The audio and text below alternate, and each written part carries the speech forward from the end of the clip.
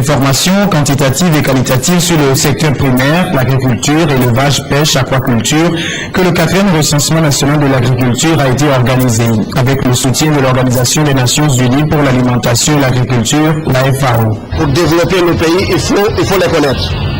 Et une meilleure façon de connaître nos pays, c'est de connaître les gens qui vivent dans nos pays.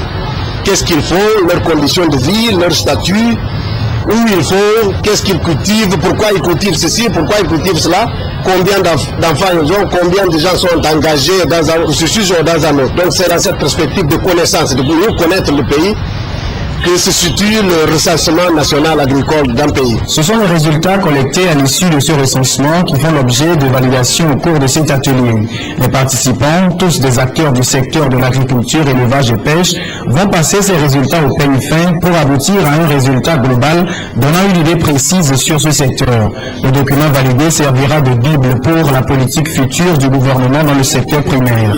Aujourd'hui, nous avons, je dirais, un document suffisamment renseigné sur les données statistiques au niveau du secteur agricole, au niveau du secteur de l'élevage et de la pêche pour une meilleure prise de décision par le gouvernement. Toutes les données recueillies sont disponibles sur le CountryStat Togo, un site informatique consultable à loisir et qui va aider le Togo à renforcer la collaboration entre les institutions statistiques, les ministères chargés de l'agriculture et d'autres institutions concernées.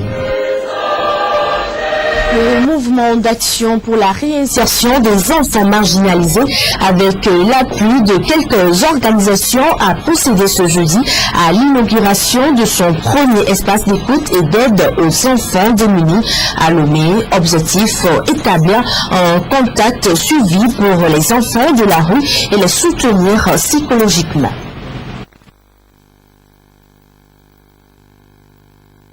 De la rue, être à leur écoute et les aider à écrire une nouvelle page de leur histoire personnelle. Voilà les raisons qui ont motivé la création de l'espace Marem Ouizon dans le quartier BTC Zongo à Lomé. La motivation elle a commencé depuis que nous avons commencé au Marem, et j'avoue d'abord ça a été un peu difficile. La cabine d'écoute, en fait c'est pas encore le centre même, la cabine d'écoute à la rue, c'est pour être encore plus présent ici dans la zone, pour permettre aux enfants une plus grande confiance. Il fait plus donner d'une meilleure manière de vraies informations qui pourraient nous aider à les aider en retour. Même si les difficultés rencontrées ne sont pas des moindres, les résultats des activités menées restent encourageants et les responsables ne comptent pas baisser les bras. Pour les bénéficiaires, c'est une nouvelle vie qui commence et ils en sont heureux. Au centre Marem et Mera, il y a les apprentis et les élèves. Plus tard, ce que je ferai, lorsque je ne serai pas au centre Marem et Mera, moi-même ce que je sais faire au centre Marem et Mera, je peux les fabriquer. Je sais faire les tapettes, les bracelets brésiliens, les collets et du savon liquide. Le Marem est une association bénévole créée en janvier 2005. Elle est ouverte à toutes les personnes désireuses de rendre l'humanité un peu plus digne, car les enfants sont l'avenir de demain. On en vient à ce coup de filet de l'Office central de répression du trafic illicite de drogue et du blanchiment révélé ce jeudi. Les agents de l'Office ont mis la main sur Dabo Lamine, de nationalité guinéenne, appartenant à un réseau opérant en Guinée-Conakry, au Cap-Vert, au Togo et au Brésil. Interpellé dans la nuit du 14 septembre, il aurait quitté Sao Paulo à destination de Lomé avec 2,8 kg de cocaïne liquide dissous dans du coton séché et emballé dans des plastiques blancs. La substance serait destinée à une complice dont l'identité n'a pas encore été révélée. Quant au trafiquant présumé, il répondra de ses actes devant le tribunal dans les prochains jours. 28,3 milliards de francs CFA pour la construction d'un 4e lac à Lomé, un lac qui va aider le Togo dans sa lutte contre les inondations récurrentes et contribuer à l'assainissement de la capitale. La cérémonie de signature de la Convention de financement de l'Union européenne, dont l'exécution va être déléguée à l'Agence française de développement, a eu lieu ce jeudi à Lomé. Apolline Abaki. Des zones encore inondables à la ville de Lomé vont connaître bientôt une solution avec la construction du 4e lac ici sur le site de Kanikopi. Vous savez que les lacs qui existent n'arrive plus à contenir la quantité d'eau qui y arrive compte tenu de l'expansion de la ville. Maintenant, ce quatrième lac sera pourvu également d'autres ouvrages de vidange, c'est-à-dire un collecteur qui va débiter à peu près en moyenne 20 mètres cubes secondes d'eau et qui sera envoyé dans la mer. Donc ce quatrième lac également va drainer toutes les zones. Ce projet de construction a fait l'objet de cette signature de contrat de financement entre l'Union européenne et le Congo. 28,3 milliards de francs CFA seront donc mobilisés pour le second programme d'assainissement urbain du Togo, PAUT2. Pour Patrick Spillot, ce financement permet d'accompagner les priorités du gouvernement togolais dans la mise en œuvre de sa politique d'assainissement collectif. Ce nouveau programme contribuera à répondre aux priorités reconnues à travers le plan directeur d'assainissement de la ville de Lomé. Ce plan désigne les quartiers du nord de la zone portuaire et à l'est de la ville de Lomé comme zone de vulnérabilité. Chaque année, ces quartiers sont inondés lors des saisons de pluie et les enjeux sont donc essentiels pour la ville de Lomé et pour le Togo dans son ensemble. Ce sont là des actions essentielles et urgentes dont la mise en œuvre ne devrait connaître aucun retard. Ainsi, les objectifs sont de réduire durablement les risques d'inondation et l'amélioration de l'environnement urbain. À l'international, le président François Hollande à Bamako ce jeudi pour l'investiture d'Ibrahim Boubacar Keïta. Le chef d'État était le seul responsable occidental présent à cette cérémonie. Le dirigeant français a profité de cette occasion pour appeler le peuple malien à tourner la page d'une crise de presque 2 ans. C'est en invité d'honneur que le chef d'État français a été reçu sur le tarmac de Bamako par le nouveau président malien, Ibrahim Boubacar Keïta.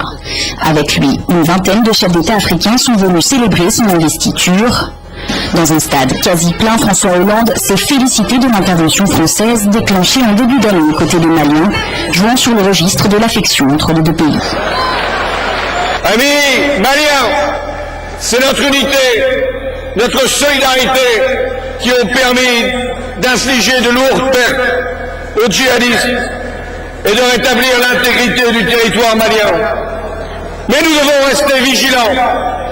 Et ici, je suis venu vous dire que la France restera aux côtés du Mali. Si des groupes djihadistes présents au nord du pays ont été délogés, la situation reste fragile, l'armée malienne est loin d'être opérationnelle et la force française Serval devrait être réduite de 3200 à 1 million d'hommes d'ici la fin de l'année. Ce seront aux Africains d'assurer leur propre sécurité, a rappelé François Hollande, et pour le président malien à peine élu, le défi principal est maintenant celui de la réconciliation nationale.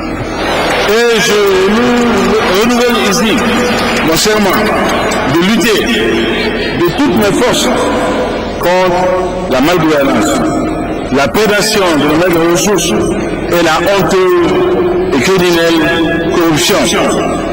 Élu à 80% des suffrages, celui que les Maliens appellent IBK va devoir préparer les élections législatives. Il s'agira surtout d'assurer la sécurité et la légitimité du scrutin, à un moment où le nouveau gouvernement n'en est encore qu'au début des pourparlers avec les rebelles Touaregs. En Égypte, les autorités maintiennent la pression sur les musulmans sont dans le collimateur depuis la destitution du président Morsi, un bras de fer qui a entraîné la mort d'un haut gradé de la police à Kardassa. Le corps sans vie d'un policier, voici les images très dures que diffusent beaucoup les télévisions égyptiennes. La scène se passe à Kardassa, un bastion islamiste près du Caire. Selon les services de sécurité, il s'agit du général Nabil Farah, chef adjoint de la police de la province de Gizeh. À l'aube, la police et l'armée ont pris d'assaut ce village où les partisans de Mohamed Morsi sont très actifs. Il y a eu de nombreux échanges de tirs, 14 suspects ont été arrêtés. Conséquence, les habitants ont pris la fuite. Mes enfants et moi, nous partons. Nous ne sommes pas en sécurité quand les voyous viennent et se cachent dans nos maisons. Nous allons chez les proches jusqu'à ce que la situation revienne à la normale. À l'heure actuelle, les forces de sécurité sont toujours présentes à Kerdassa. L'objectif de l'armée et de la police est de chasser les activistes islamistes. Le gouvernement a juré d'éradiquer le terrorisme qu'il attribue au Promorsi. Au mois d'août déjà, une dizaine de policiers avaient été tués dans ce même village. En Syrie, le président Bachar al-Assad, dans une interview accordée à la chaîne américaine Fox News mercredi, accepte posséder un arsenal chimique d'aller détruire comme le réclame l'Occident sera lent et cher. Il propose que les États-Unis se chargent de la facture. Le président Bachar el-Assad soigne sa communication. Il a accordé une interview à la très républicaine Fox News. Il offre sa lecture du rapport des enquêteurs de l'ONU. Personne n'a vérifié la crédibilité des vidéos et des photos. Personne ne l'a fait. Les seules choses vérifiées sont les échantillons que les enquêteurs ont pris. Des échantillons sanguins et d'autres choses comme de la terre. En ce qui concerne l'arsenal chimique dont il dispose, Bachar el-Assad n'en discute pas l'existence, mais il pose une autre question, celle de sa destruction. Cela